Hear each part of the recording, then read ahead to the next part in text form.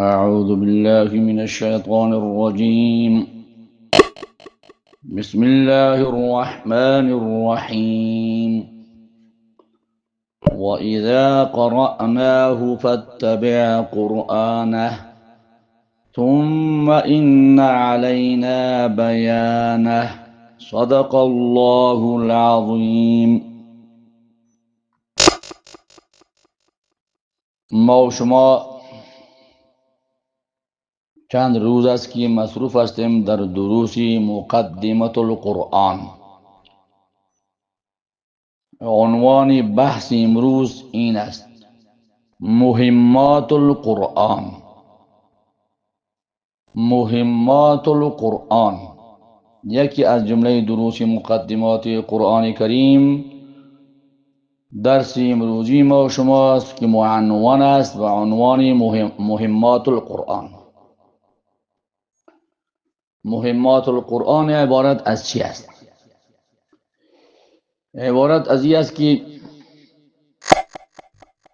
قرآن کریم که اول نوشته شده بود، یعنی مصاحف عثمانی که در 7 نسخه نوشته بود، یکی آن نسخ یا نسخه ها معرب یا معرب، منقوط، مشدود یا مشدد نبود. یعنی قرآن کریم که امروز پیش روی ما و شما موجود است، ما و شما بسیار به سهولت و آسانی قرائت میکنیم و تلاوت میکنیم، عربا و عجما، شرقا و غربا، شمالا و جنوبا. فارسی زبان هم به آسانی قرائت میکند،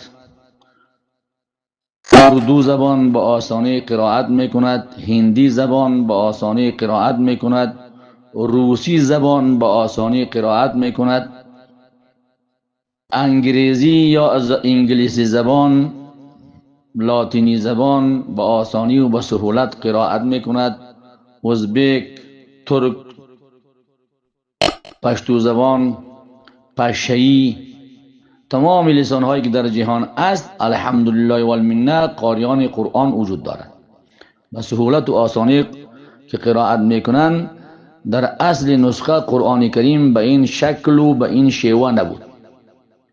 مصاحف 7 در زمان حضرت عثمان رضی الله عنه نه اعراب داشت، نه زبر داشت، نه زیر داشت، نه پیش داشت، نه علامه سکون داشت، نه شد داشت، نه مد داشت، نه علامت گذاری آیت ها بود که این آیت است، این آیت است، و نه علامت گذاری رکوع بود که این قدر رکوع است و این قدر. قرآن 30 اجزا دارد و هر جزش به خود باز حزب دارد، احزاب، منازل و اجزا، رکوعات، سجدات، آیات، نشانه و علایم نداشت. بعد از اینکه عجم، بلاد عجمی فتح شد، مردمان غیر عجب و غیر عرب، یعنی غیر عرب، عجمی ها به اسلام مشرف شده اند، قرائت قرآن برای آنها بسیار دشوار بود. لذا چرا که زیر نبود، زبر نداشت، حرکات و سکنات نبود، شدات و مدات نبود، مشکل بود. این ابتکار را کی کرد؟ بعد از جمع القرآن در عصر حضرت عثمان رضی الله عنه یک نسخه آن در مسجد الحرام نهاده شده بود. در مسجد الحرام یک نسخه عثمانی نهاده شده بود. باقی 6 نسخه آن در بلاد بزرگ مفتوحه فرستاده شده بود. در کدام ستونی که قرآن کریم مانده شده بود، ستون بود در وقت، ستون در مسجد الحرام، استوانت فلان، استوانت فلان. در کدام ستونی که قرآن مجید نهاده شده بود، در بالای تاقچه، تاقک، رفک یا تاقچه، آن ستون به نام چی بود؟ استوانت المصحف نام داشت. استوانت المصحف. یعنی ستون قرآن. یک نسخه مصحف عثمانی بالای تاکک در ستون مانده شده بود در مسجد الحرام. نام ستون، نام موجوده ستون چی است؟ استوانة السیده عایشه. استوانة سیده عایشه رضی الله عنها. ولی به این نام مشهور است. موقعش در کجاست؟ در ریاض الجنت که الله تبارک و تعالی همه ما شما را نصیب بفرماید. در ریاض الجنت اینمی ستون موقعیت داره و در مو ستون فعلا حالا نوشته است استوانة سیده عایشه رضی الله عنها. دمو تاق دمو استوانه دا وقت که به نام استوانة المصحف بود، یک نسخه از قرآن کریم نهاده شده بود، نسخه عثمانی، مصحف عثمانی. همه مردم مسلمان ها که می آمدن اونمو نسخه را دیده از روی آن اهل قلم و اهل کتابت نوشته میکردن و میرفتن، نوشته میکردن و میرفتن، نوشته میکردن و میرفتن. چرا؟ به خاطری که در آن وقت کاغذ نه مطابع و مطبعه و چاپخانه وجود داشت، نه کاغذ وجود داشت، هیچی هم نبود. به خاطر اینکه بار اول کاغذ که تولید شده است، ایجاد شده است، بار اول کاغذ ایجاد و تولید شده در سمرقند. اول بار کاغذ در سمرقند موجوده ساخته شده. از این خاطر سابقش میفتم این قرآن ها چاپ تاشکندی است، چاپ عبدالرحمن است، عبدالرحمن چاپ بخارا تاشکندی است، کتاب های تاشکندی. در سنه 170 هجری، در سنه 170 هجری بار اول کاغذ در سمرقند ساخته شده. لحاظا قبل از اون کاغذ وجود نداشت. به این خاطر مصحفی که در زمان حضرت عثمان رضی الله عنه نوشته شده بود درون اعراب وجود داشت، نه علامات آیات بود و نه علامات رکوعات بود، نه علامات سجدات بود و نه علامات احزاب بود و نه اجزا و سی پاره بود که کته کته نوشته شده که سیقول السفهاء و تلک الرسول و غیره و غیره، و نه سی پاره وجود داشت و نه هم شداد بود و نه شداد و مداد، هیچ کدامش وجود نداشت. به این لحاظ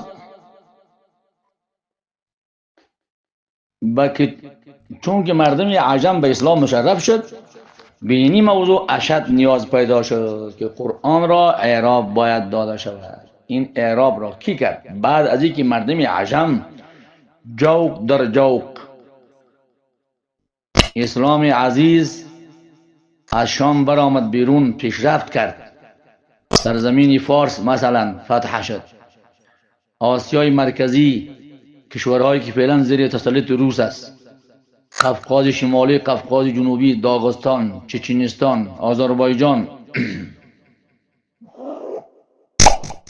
چین، کاشغر، تاجیکستان موجوده، ازبکستان، ترکمنستان، قرقیزستان، تاتارستان، همه اینمیا بلاد مفتوحه فتح شدن.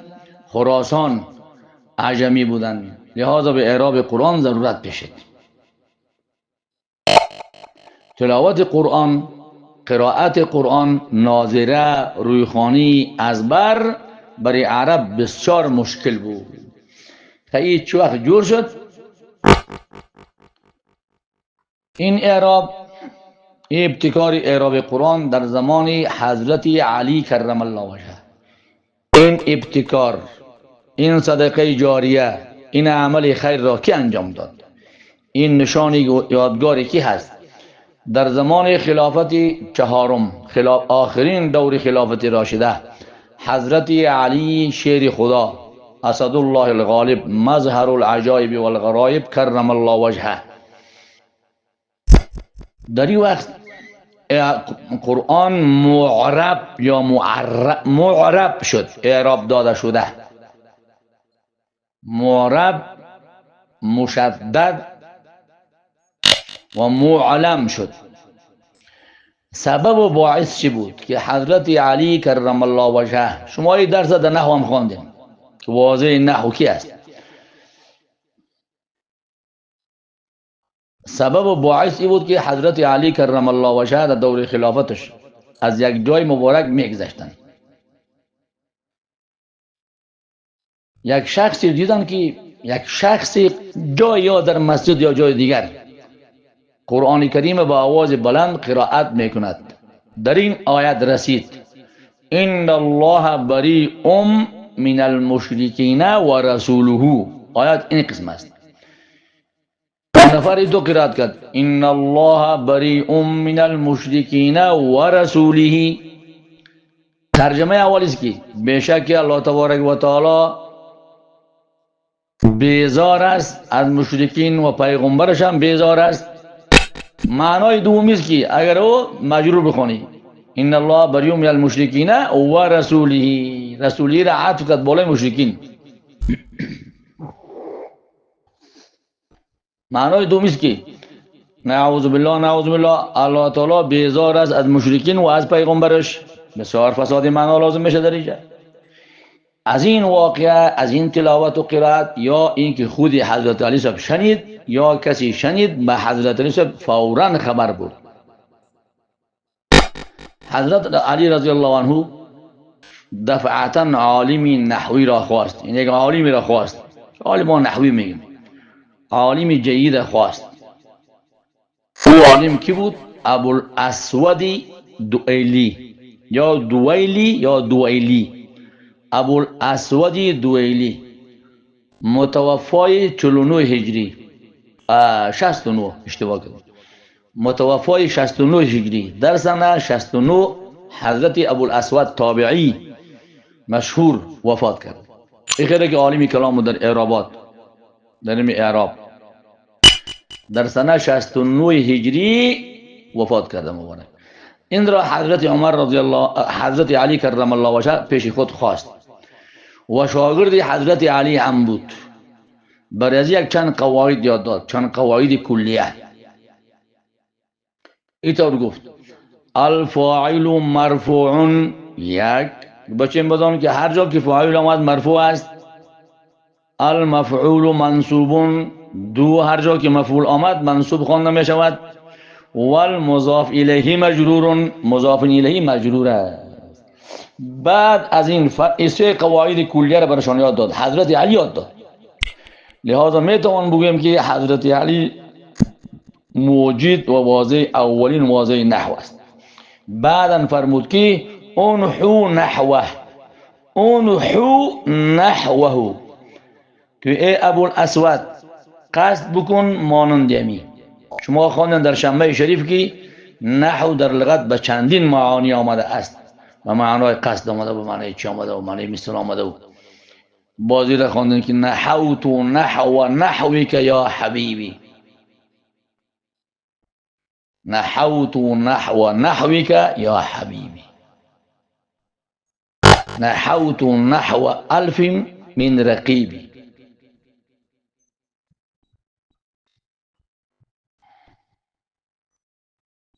به هر حال حضرت علی فرمود انحو نحوه، یعنی بدمین طرز و طریقه تو هم روان شو دیگه. انحو نحوه، این قسمی یک چیز تو هم جور بکو.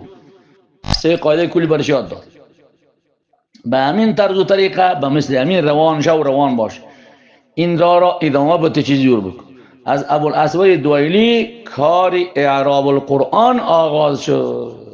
حضرت ابوالاسود دوئیلی که تابعی است، شاگردی بذات حضرت علی کرم الله وجهه بود. قرآن کریم را، اعراب قرآن کریم را آغاز کرد. آغاز کار از اونجا شد. تا چی وقت؟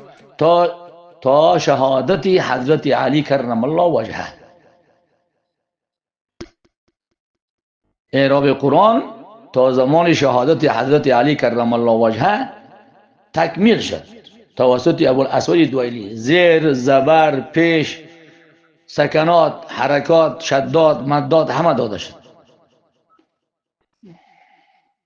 بعد از شهادت حضرت علی کرم الله وجهه، دو نفر والی های مشهور حضرت علی به نام های کی بودن؟ زیاد ابن سفیان، زیاد ابن سفیان و در زمان پادشاهی عبدالملک ابن مروان. یکی والی حضرت علی کی بود؟ زیاد ابن سفیان بود. این بار تکمیل کرده می برنامه، تکمیل شده زمان یزید. بعدم خلافت آمد بعد از شهادت حضرت علی. اولین خلیفه کی بود؟ عبدالملک ابن مروان. زمان پادشاهی یا پادشاهی عبدالملک ابن مروان، در این وقت که یکی از جمله والی های عبدالملک ابن مروان، مثلا والی ظالم قاتل خونخور حجاج ابن یوسف الثقفی، که از جمله والی عراق بود. این یک خدمتی بزرگ انجام داد، با وجودی که حجاج ابن یوسف ثقفی خیلی انسان ظالم، سفاح یا سفاک یا خونخوار بود، بازم یک خدمتی بزرگ در اسلام انجام داده است که قابل قدر است. حجاج ابن یوسف از تاریخ 75 هجری، از 75 هجری تا 95 هجری والی عراق بود. تقدیرات پروردگار است. هر کسی که والی عراق یا بالای عراق حاکم شده است، چقدر انسان خوبم بوده، ظالم شده. از زمان حجاج ابن یوسف شروع تا به صدام حسین که سنی بود رحمه الله تعالی، تا به فعلی نوری المالکی از کلام خبیثش که است، هر کسی که مقرر شده ظالم شده. حجاج ابن یوسف در وقت والی بود، یا عراق یک ولایت بود. از 75 تا 95 هجری والی بالای عراق ولایت کرده، بصره، کوفه، کربلا، نجف اشرف و غیره و غیره. 20 سال حکومت ولایت کرده، 20 سال. در ترمذی شریف آمد ذکر شده که تعداد 1,20,000 نفره، تعداد 1,20,000 نفره حجاج ابن یوسف والی عراق صرف در داخل ارگ، در داخل دربار پادشاهی خودش به انواع مختلف و قتل رسانده. موضوع کتاب چی بوده؟ من قتله الحجاج صبرا، من قتله الحجاج صبرا. کسانی را که حجاج صبرا کشته. صبرا آن قتل میگه که در دربار پادشاه پیش روی پادشاه نفر استاد کرده شود و سر زده شود. تنها اینمی تعداد که صبرا به قتل رسانده شده پیش روی حجاج ابن یوسف استاد شده. این از این میگه لذت میبرد، روزی که نفر نمیکشت، اعدام نمیکرد، میگه اعصابش خراب میبود، خونه خراب، کلش بیخی خراب میبود، از این میگه لذت میبرد، آرام میشه. من قتل الحجاج صبرا. چقدر نفر است؟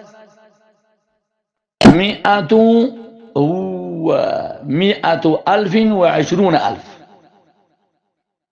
1,20,000 نفر، کم عدد نیست.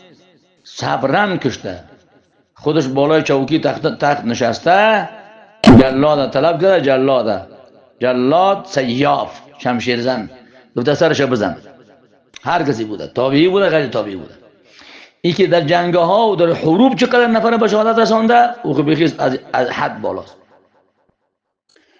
از این لحاظ مورخین می نویسند اگر بالفرض ظلم تمام حکام ظلمه امت اسلامی را، امت را جمع کرده شود، در یک پله ترازو مانده شود و ظلم 20 ساله حجاج ابن یوسف را در یک پله ترازو مانده شود، باز هم ظلم حجاج سنگینی میکند و سنگینی خواهد کرد. لرجحه، اینقدر ظالم بوده حجاج ابن یوسف الثقفی. سعید ابن مسیب رضی الله عنه تابعی مشهوره. سعید ابن جبیر اینا میگه که پیش طلب کرد مسموک، نامت چی است؟ نام شما چیست؟ گفت سعید. گفت لا بل اسمک شقی. سعید نکبخت میگه، تو شقی هستی نعوذ بالله بدبخت هستی. گفت دیگه بگو ابن جبیر. گفت نه ابن جبیر نیستی، ابن نقیس.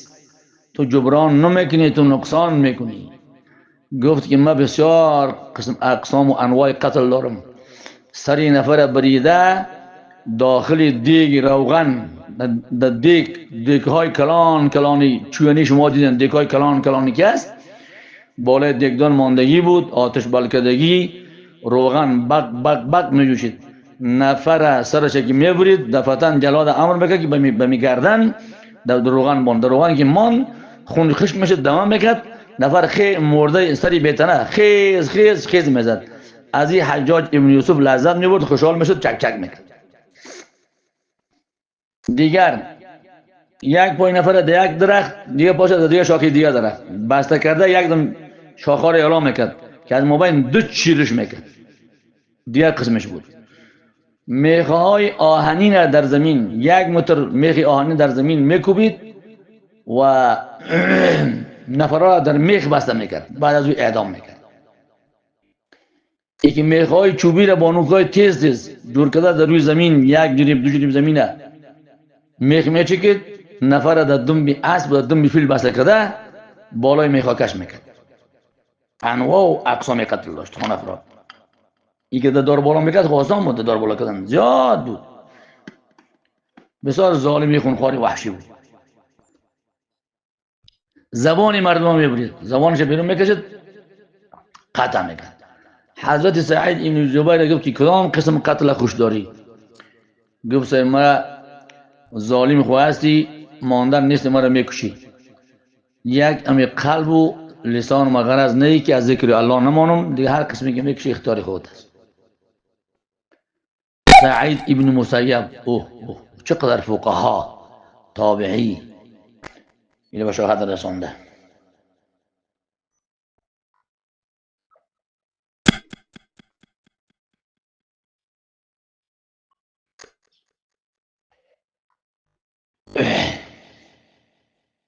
با وجود این هم، با وجود آن به قدر ظلم کرده، بازم علمای کرام در حق از این فتوای کفر نداده اند و نمیدهند. اهل سنت و جماعت تکفیرش نکرده اند علمای اسلام، به خاطر که گناه کبیره است. صحیح است که مصرن علی الکبایر بوده، این را ما اطلاع نداریم به احوال از او که حلال گفته ای کار را میکرده یا حرام گفته کار، اعتقادش چی بود. از اعتقادش ما خبر نداریم، اطلاع نداریم.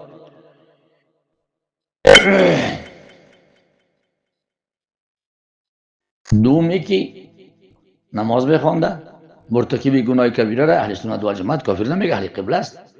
نماز بخوانده، جهاد هم میکرده، مساجد بنا کرده، و با وجود این هم یکی از جمله خدمات بزرگ حجاج ابن یوسف ظالم ثقفی، این خدمت بزرگ چه است؟ انجام اعراب قرآن است. قرآن اعراب گفتم ببخشید، علامت گذاری آیات، رکوعات و غیره و غیره.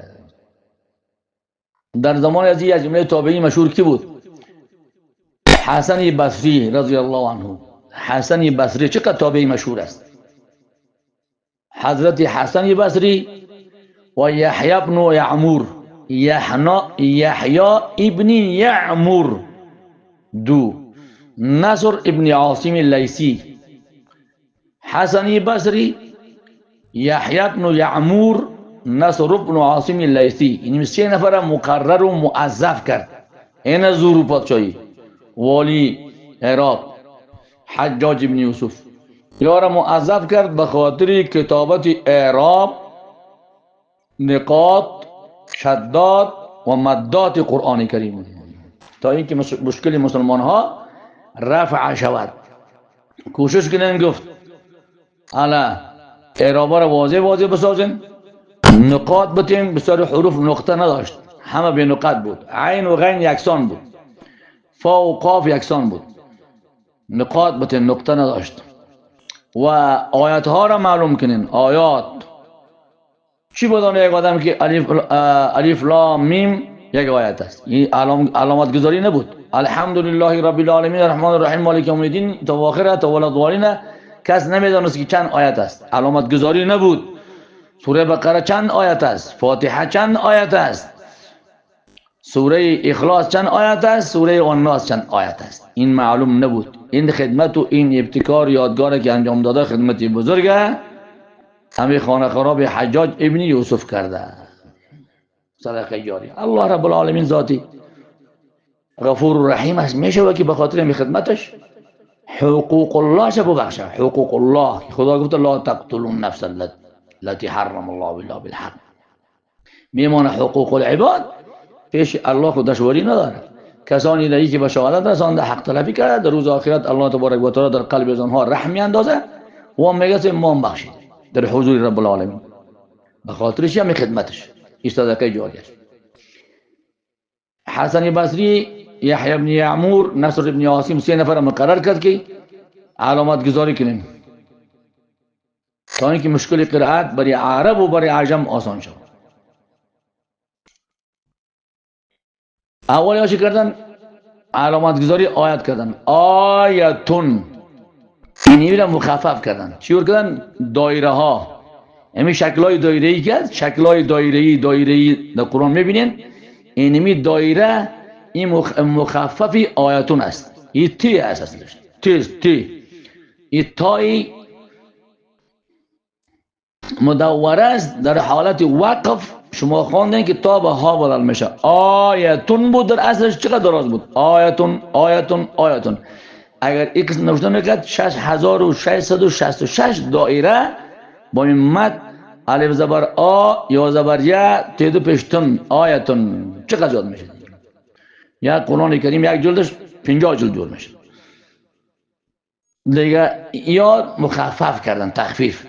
این الف با مد ایرا حذف کردن، یا را همه حذف کردن، نقط تا را همه حذف کردن، فقط دایره ها را ماندن، های دایره ای. آیتونه که وقت کنین چی میشه؟ آیه، این را گرفتن، دایره ماندن. آیا در مابین دایره شماره بندی شده، شماره بندی میبینید. این کاری حسن بصری، یحیی ابن یعمور، نصر ابن عاصم لیثی است، با امر و با فرمان و با هدایت حجاج ابن یوسف ثقفی ظالم. بعد آن ترتیب رکوعات شروع شد که علمای کرام فکر نمودن که چه قسم کنیم. همین بود که در ماه مبارک رمضان رکوعات منظم شد.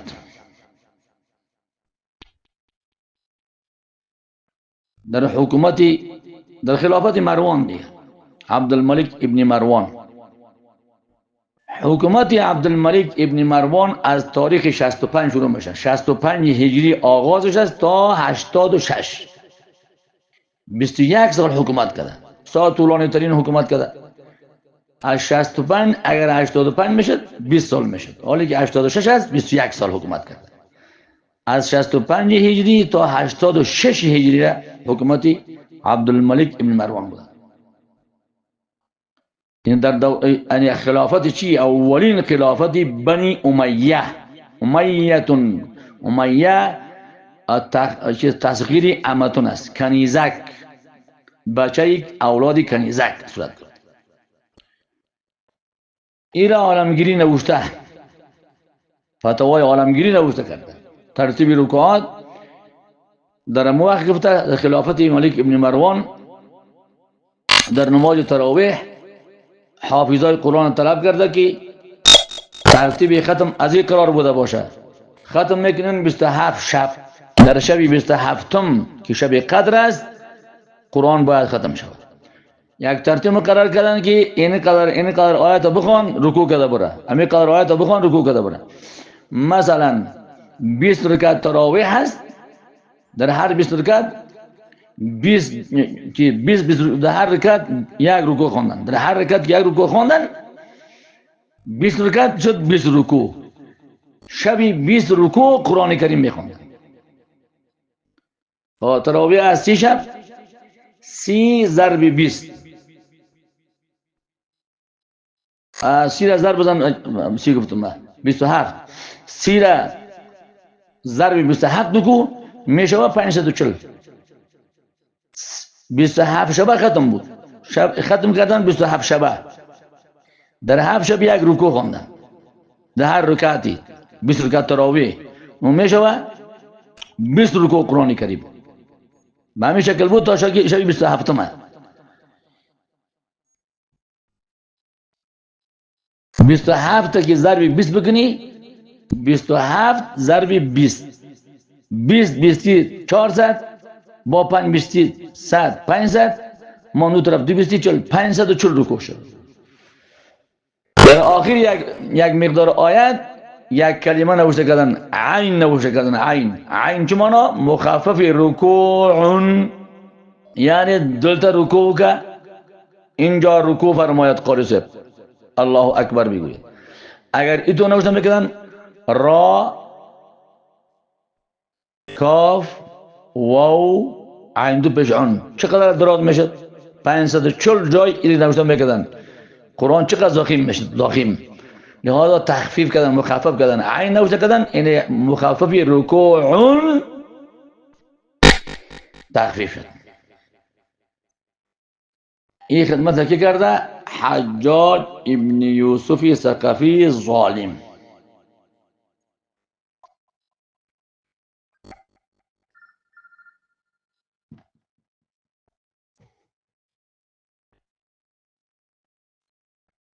به هر حال این علامت گذاری رکوع بود. سجده کو بغیر از در زمان نبی علیه السلام سجده قرآن هم موجود بود، سجدات علامت گذاری شده بود. بعض فتوحات، ولی بعضی علما گفتند که در زمانی که اسلام به هند رسید، بعضی از علمای هند یا ماوراء النهر علامات سجدات شداد یا علامت گذاری کردند. و همچنان احزاب و منازل، احزاب و منازل قرآن، همه علمای کرام زحمت کشیدن، وضع کردن. در این جمله در حروف جمع شدن.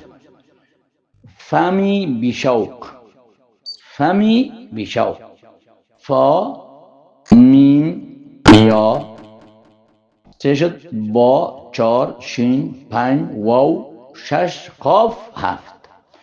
یعنی 7 حروف جمع کرده علمای کرام. هر کدام از این اشاره با سوی چی است؟ یک چیز، یک منزول و یک حزب است. فم از سوره فاتحه شروع شد. میم مائده، یا تا قافه که از سوره قاف شروع می شود. فمی بشوق، این مانند حروف زواید واریست. حروف زواید می بینی علمای کرام جمع کردن. هوایت السمانا فشیبننی، هوایت السمانا فشیبننی وقد كنت قدما هوایت السمانا. این که سیبوی به شاگردش گفت، شاگردش فراموش کرد، شاگردش را فراموش کرد. همین حروف زوایده که حروف زواید چند است، دمی جمله برای جمع کرد، گفت ده هوایت السمانا ها واو یا تا 4 الف لام سین میم الف نون. این یا حروف چیست؟ زواید است. 10 حروف زواید. فرداش که پرسان کرد که استاد محترم دیروز که شما کدام شعر گفته بودین در حروف زواید فراموشم شد، باز برش دیگه پیش کرد، گفت الیوم تنساهو، الیوم تنساهو. امروز بعد یک قالب برش باز جمع کرد الیوم تنساهو. اینمی حروف زواید است. الیوم تنساهو حساب کنید. اینجا هم فمی بشوق، یعنی در این حروف جمع شده چیز تمام احزاب و منازل قرآن کریم. یا مزاحمات و تکالیف علمای کرام است در قرآن عظیم شان، یا خدماتی هر کس منابع خود، هر خلیفه، هر پادشاه، هر ولی، هر سلطان، هر والی، هر عالم، هر حافظ، هر تابعی، هر امام، هر فقیه منابع خود و قرآن کریم به خدمت کرده است. رب العزت ما و شما را هم خادمان قرآن بگرداند. و آخر دعوانا الحمد لله رب العالمین.